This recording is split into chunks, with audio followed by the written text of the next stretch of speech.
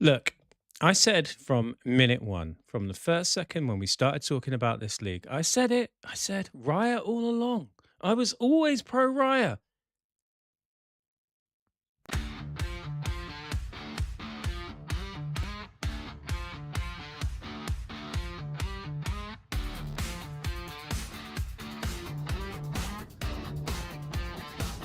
Good morning, good morning, good morning, good morning, good morning, good morning, good morning, good morning, and welcome to the Big Arsenal Breakfast Show. Almost instant reaction meltdown special. That's right. Oh boy. Oh boy, oh boy, oh boy. It's a meltdown special. It's the first time we've had to do this on the Big Arsenal Breakfast Show, and I've not been looking forward to it, but here it is. It's arrived. It's a meltdown special, and it is following on from that, as they put in quotes. It'll be in every newspaper from that League Cup final, from that mistake by Kepa. Oh, okay. Okay. Well, look, thanks for joining us. My name is Edwin Ash. You are joining us this morning on a slight down note, but do you know what? We're going to inject a little bit of, I would say positivity, but I don't think it's going to be positivity. Look, let's have a look. We will get into it. We will deconstruct it. We'll go through it. We're here for you. If you're smart in this morning, then we hopefully will be the medicine for your pains. But before we get into it, as ever, got to do the bit where I just ask you all very kindly, if you don't mind, to like and subscribe to the show. Please like and subscribe. It helps us get to more Gooners. It helps us get out there, helps us get more people involved so that we can hear your opinions, your takes, your ideas, your thoughts, your feelings on the Arsenal. And boy, would this be a space for that this morning. I think it really would be a space for that this morning. If you want to have your say on the Arsenal, get involved. Get involved, get in the chat, get in the comments. We are at Big Ass Breakfast on TikTok. We are at Big Ass Breakfast on Insta, at Big Ass Brecky on X, and on Blue Sky at bigassbreakfast.bsky.social. You can always watch this if you're on the move, if you're just listening and you're brushing your teeth or you're parking your breakfast or whatever it is you're doing right now, and you think, oh, I got to go to work. Well, then we always have the podcast. We have the podcast that gets released about 20 minutes after the show. So you can have that on your commute. That comes out around 7:45, 8 o'clock. Basically, as soon as I've done the show, it's like, bing, upload that, mother fluffer. And it's ready to go. So, yeah, so we have the podcast as well. And of course, you can always catch up later if you want, on demand, I suppose they would call it, by watching the show again on YouTube. As ever, always get involved. We do read your quotes, thoughts, opinions, feelings, morning muses. We read them out, and that's what we want. We want you to get involved. We will cover the game from yesterday in just a moment, but I think we can afford ourselves. I think we can afford ourselves a little look at what has happened in the Premier League yesterday. Oh my goodness me! Look at this. I'm just going to break away because we've had someone in the chat, and I love this. I love this.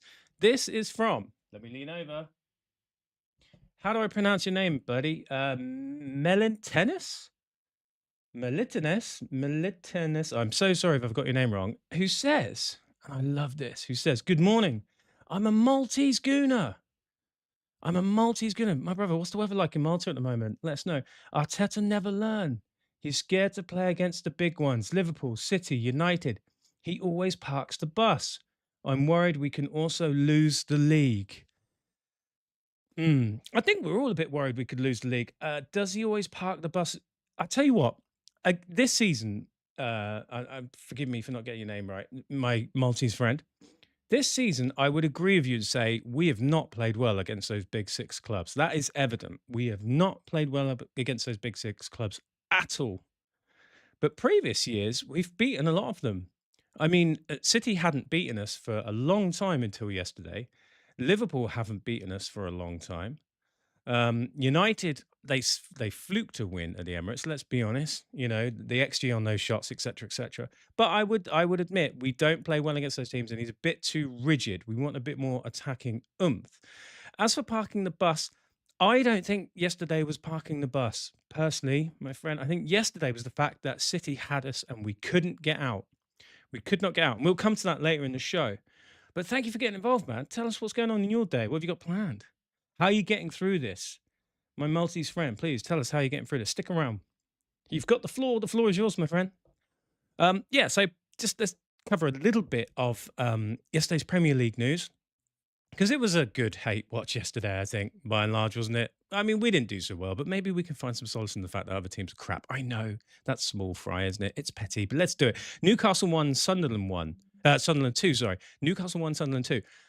Eddie Howe, how are you still in a job? I don't understand that. I really don't understand why he's still in a job there. I don't think he's playing good football with them. He's not doing well. Where are they in the league? They're like 14th or something stupid, or maybe a bit higher. And yeah, I think I would, if I was a Newcastle fan, I'd be expecting more. I really would. And how long before he gets sacked and then eventually the England job? Yeah, you got that to look forward to.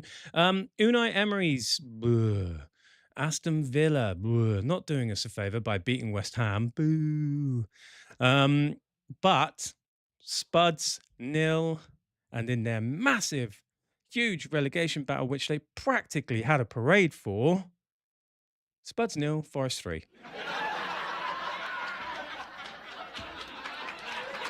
Well, there we go. There we go. We can at least have a little giggle at them. All right, let's get into it then. Okay, let's get into it. Here we go. Oh, Arsenal 0.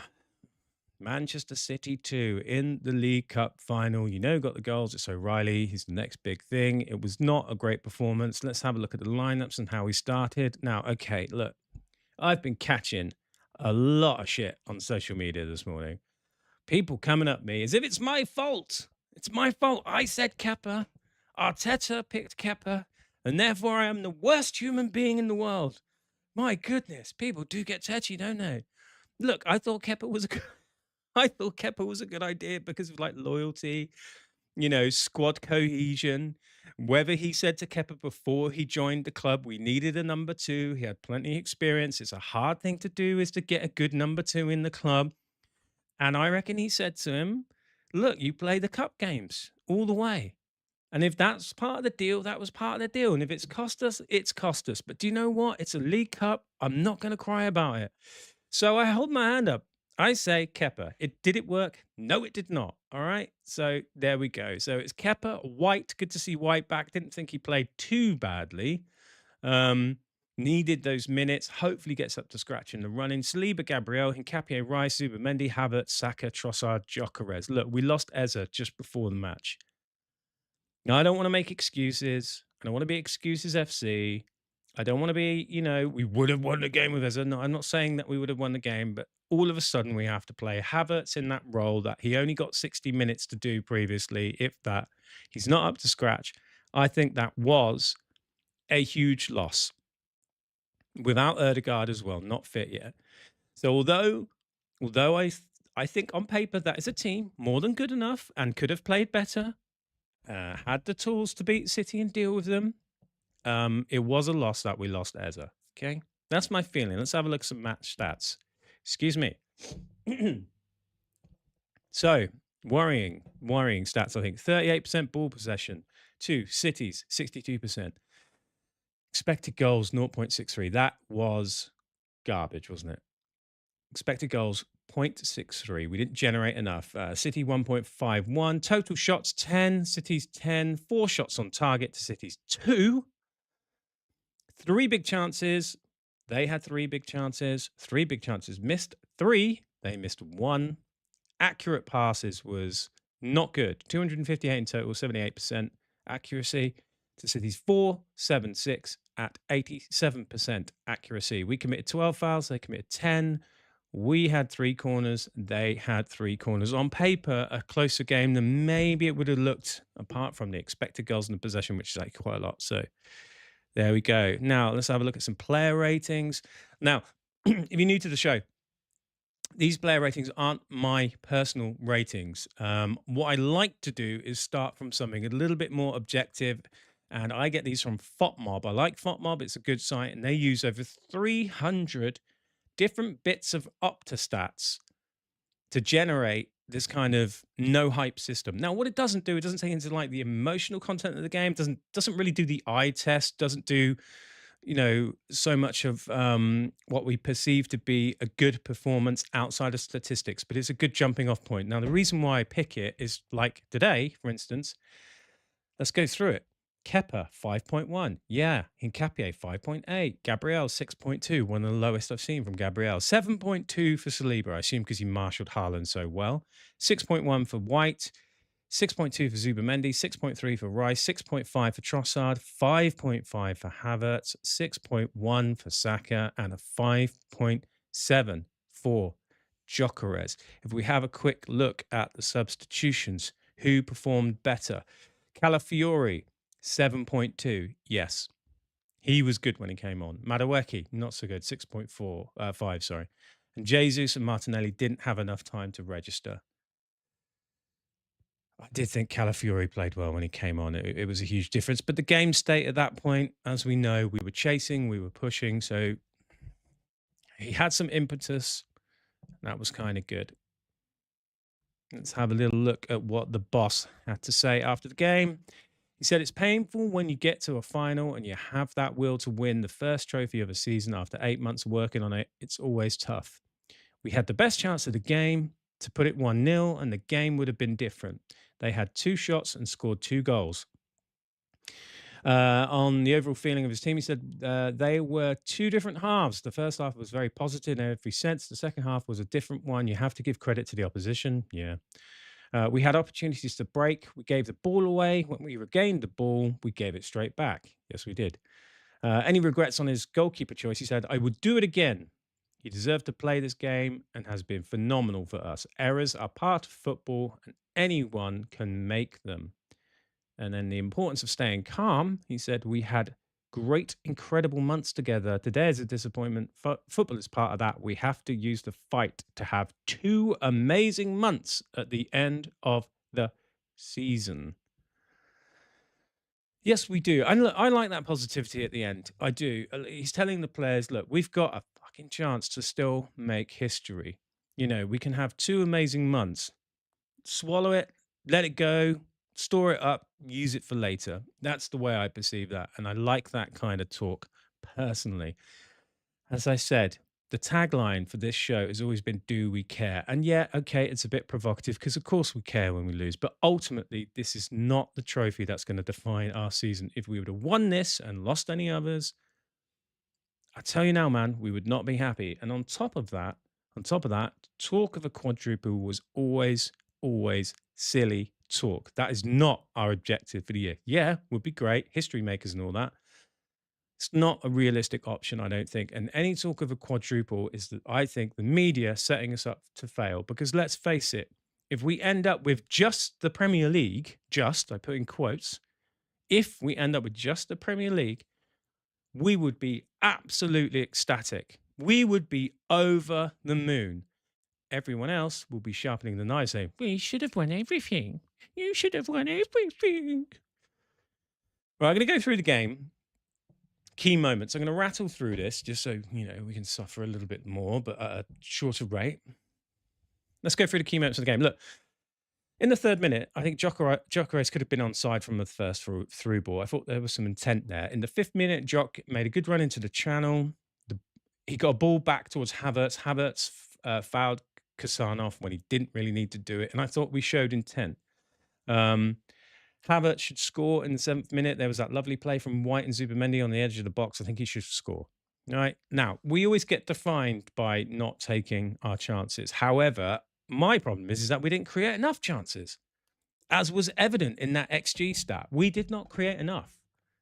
So we're looking to go, if we score that, well, yeah, if we score that. But you know what? Create some other chances to score, yeah? Then maybe we will score.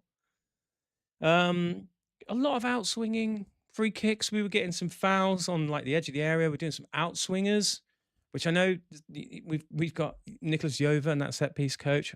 The statistics on outswingers, this is why we always do in-swingers for corners. I'd like to know why we're doing outswingers all of a sudden, because free kicks are a little bit deeper. We've got Declan Rice on the ball. Can we not bend one into the back post rather than outswing it? I think the statistics on outswingers is not great. We've got to stop these long throw-ins. They're not long enough, right? Declan Rice had a few of them. I'm tired of seeing not long throw-ins. We don't have the reach. They don't work. Let's do something else. Let's change it up a bit. In the 21st minute, City countered from a corner. We countered from a City corner, sorry. And the ball broke to Rice, who was not on the same wavelength as Trossard, and they played it out of play. And I'm telling you now, those transitions we are not good at. We need to work on those because those transitions, we get into good positions with transitions and we do not take advantage of them. I wrote in my notes, I can't help but feel it's going to be an error that costs us. Ed Stradamus. 29th minute, Semenyo skins and Capier. It was a corner to City. That was not good. And then I've got some notes here saying Silva not booked for a string of fouls. Shocker. I don't know what the fuck Bernardo Silva has to do to get a yellow card. What is it about referees that do not understand what he's doing and watching him do rotate foul after foul after foul after foul? Look, I'm not going to say we're going to win this game, okay? But I know it's not even Arsenal fans that feel this. How City get away with rotational fouls is unbelievable. It is unbelievable. Considering what we get booked for, it is off the charts of weirdness. Referees are so afraid to give City a yellow card. It settles the game down. What is wrong with you guys? Good grief. My notes after that was basically, I feel like our only hope is going long to Havertz. It seems the only way we can beat the press. We didn't do it enough. We'll come to that. And then shortly after that, I put it did. 31st minute, Havertz nods onto Gyökeres and Kushanov is booked for a foul. So they're working in that way together. I mean, I felt at times it looked more like we were a traditional 4-4-2. Which was weird because it meant that the midfield was a little bit left open. It just didn't quite work. It didn't quite work. Havertz was pushing up. We were trying to do this sort of traditional 4-4-2 in possession and out of possession. We weren't getting back in time. We just lost it all entirely. And the 33rd minute, Gyökeres almost gets played in. It was a good recovering challenge, I think, from Kushanov. I felt like he could have done better with it. He could have done better with it. Yeah, and then City eventually get a corner in the 43rd minute after Saka got bundled over about 30 seconds of play before, which was an obvious foul, and I don't know why it doesn't get given. And they were kicking Saka all up and over the place, who's obviously lost his confidence, by the way. Well frustrating that. I don't know what we have to do to get fouls against City. Semenyo again gets to the byline, sticks one up to the back post, but Haaland is dealt with really well by Ben White and Nketiah. They marshaled him so well, which is why it's so disappointing how we gave the game away. They marshaled Haaland so well. And then that was half time. The notes were, I felt some good early play. Havertz with the chance of the match. City came into it, but we marshalled them well. Still pissed off that Silva gets away with so many fouls. And I will be until my dying day. In the 50th minute, we won a corner that we shouldn't have. I felt that we should have scored from that just because of, like, the gods of luck. But the gods of luck were not smiling on us. Okay, 51st minute. Here we go. Kepa already starting to show signs that he's a little bit out of his depth. He misjudged that clearance, which resulted in him pulling down Doku and getting a yellow card. I mean, yeah, it wasn't a good performance, was it? Semenyo had some pot shots. And then I just made a note around the 60th minute that basically we weren't getting out. We weren't getting out. City had us penned in and we were doing that thing of dawdling on the ball. Now, I will come to that at the end of this. Let's just go through some more key moments because I have some thoughts about what went wrong there. 60th minute, they score. Oh, the Kepa narrative. That was a fumble. We were waiting to get players on as well. So Mikel was going to change it. And I think he should have changed it sooner. I think the only thing I will say about Mikel yesterday is I think he should have changed it sooner. It was obvious it wasn't working. A lot of people were going, well, we just got to get to the 60th minute, see how it goes. No, change it straight away. It's not working, change it straight away. The game was going away from us. Then we have the error immediately. And then the game starts to go completely. So 5 minutes later, Noni was waiting to come on and they score. They score again, quite easily. I haven't even watched the goal back. I'd love to say why that happened. I haven't watched it back because I was busy doing this and I thought, do you know what? Also, I don't want to watch it back, but I should have done really. But I think they get to the byline. It's a cross in. We're all over the shop at that point. City have got us. And then on comes, probably a bit too late, Calafiori on for Hincapié, Madueke on for Havertz. Noni starts to girt them, draws a foul. That kind of direct play is what we lacked. There was a good ball in by Calafiori. Good ball in, sorry. I think, was it from Noni? Calafiori headed it straight at Trafford.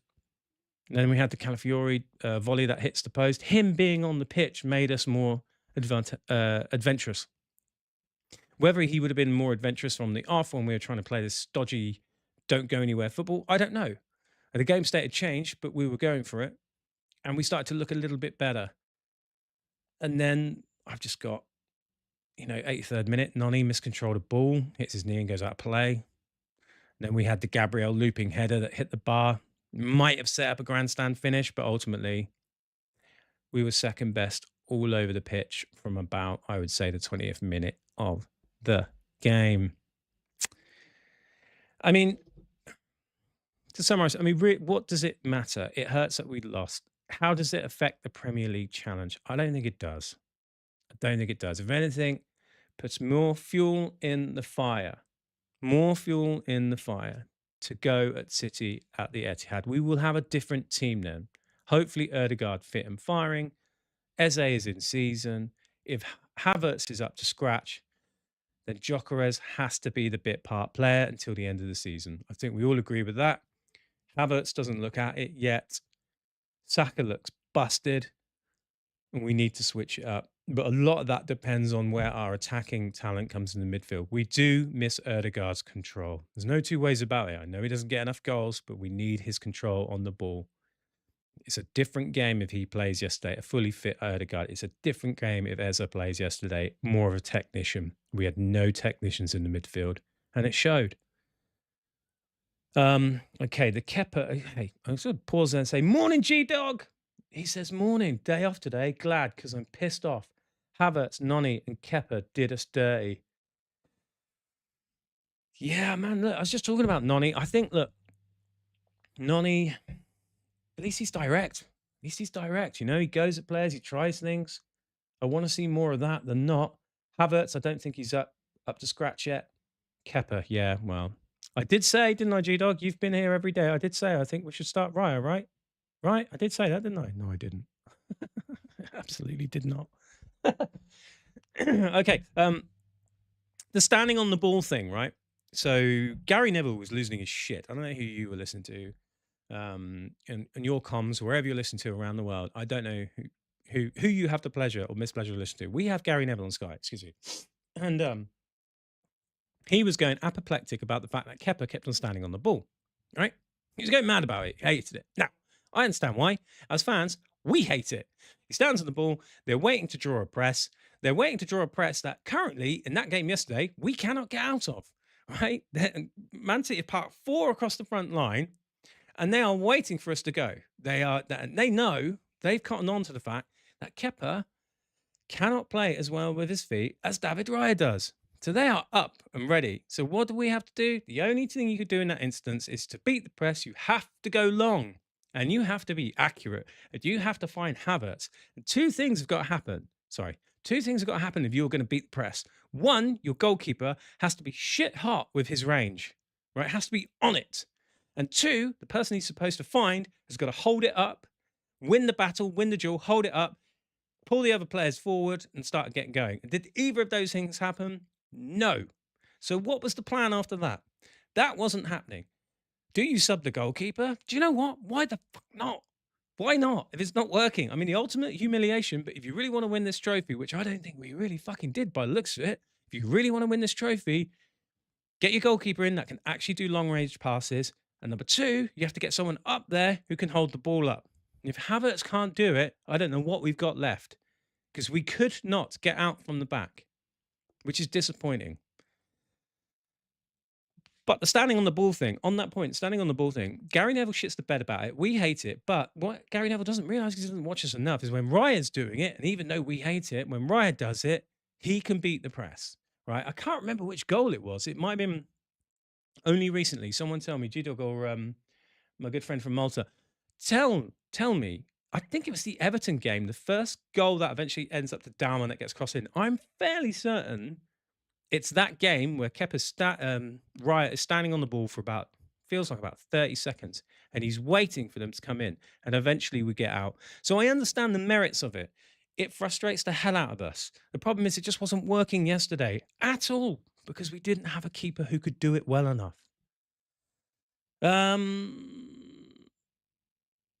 Yeah, okay. That was kind of my thoughts on the game. Let's have your opinions. We've heard enough about me bleating on what has been going on around the world. If I would have started penalties Shermack, you gave away. Shesh will never leave the house. Sack your He's gonna for fly. life, mate. Way too dry.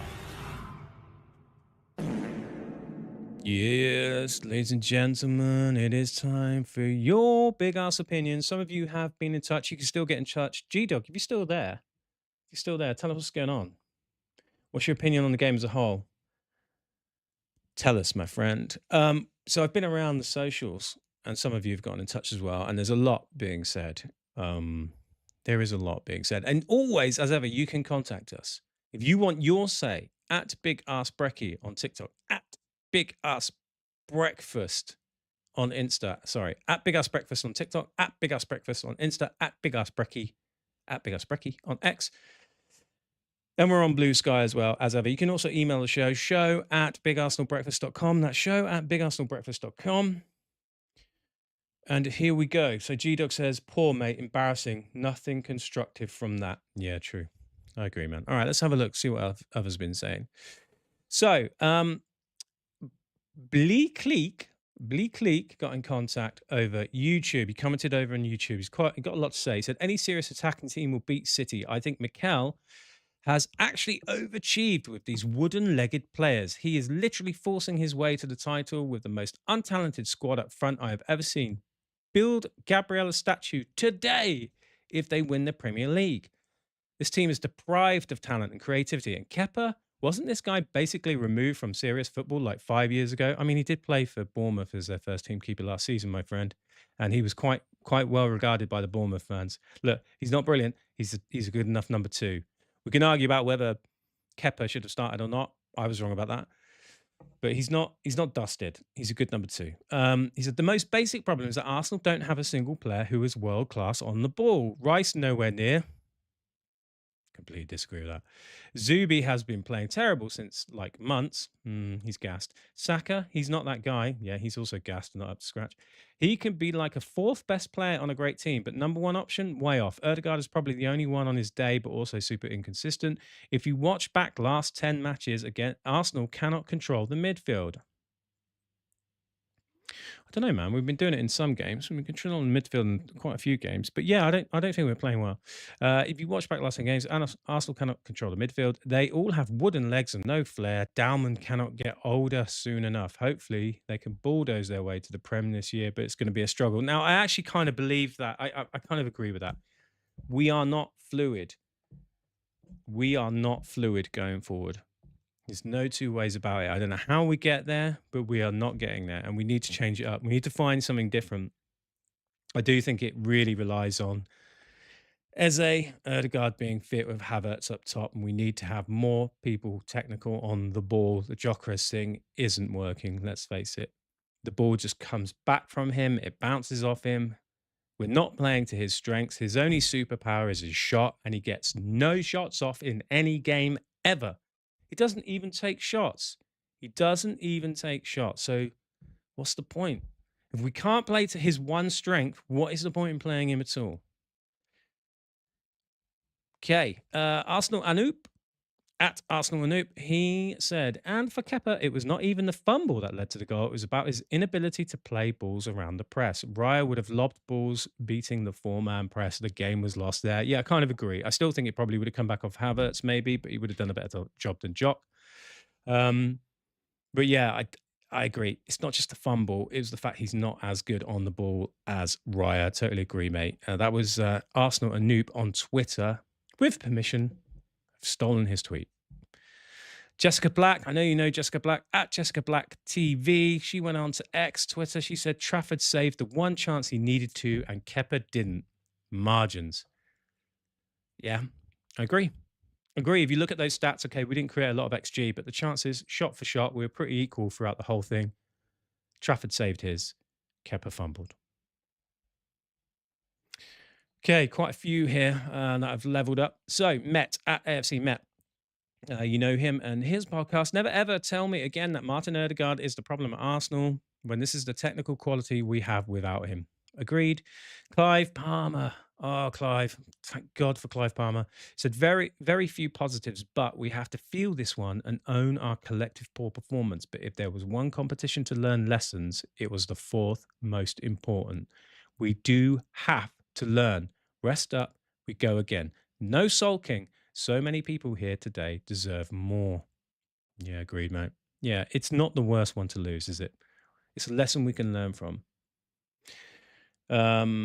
G Dog came back in the chat. He said, "I can't believe they turned up and did that to us." Yeah, I still think we're there for the taking at Etihad, mate. I think it'll be a different game. Just need some different personnel. Jonathan Northcroft, journalist, said, "A week ago was at the Emirates to see Arteta finally embrace risk, or so it seemed. What a regression. He has the best team squad in the country, but he's not asserted it, at least not so far." Yeah, I don't know about that. We don't have the best attacking talent in this country. That's a fact. We don't have the best attacking talent in the country. That is something that's got to be readdressed in summer. As I've already said, Jock thing, I don't think it's terrible, but I don't think it's working. Doesn't fit the profile of what we need. It doesn't seem like an Arteta signing. I don't know what we do about that. I really don't. And then finally, The Athletic, Art de Roche has had a piece. I would recommend this. There will be a lot of noise surrounding Arsenal's trophy credentials after this defeat, but they should not let the scars cut too deep. This group of players had not played in a cup final together, but now have experience the ebbs and flows that can happen in one. They started the better team, but Manchester City found a way to shift the momentum and continue building on that. Yes, they did. Momentum is going to be key for the rest of Arsenal's season, so they will appreciate the upcoming internationals as a clean break after this disappointment. Will we? I just want to play another game. Arsenal might do. I don't know. Arsenal had not lost in their last 6 matches against City before today, but the way Pep Guardiola's players managed the game will give them extra belief ahead of the meeting in April. Arsenal do not have the fear that former sides did when travelling to Manchester, but they will now know that the game will be a showdown for who wins the Premier League title. I think it'll be over by then, personally. Fucking hope so. I hope it'll be over by then. Art de Roche, as ever, level-headed. He's got a piece in The Athletic about that. And that's what it's about. I seriously think that by the time we get to April, it might not even be that important. Could be wrong. Could be wrong. I'm just looking at the fixtures ahead. I think by the time we play them, well, we got Bournemouth next. City go to Chelsea. That lead could, please God, could it be even better? And then finally, instant calma, take of the day. Instant calma, take of the day.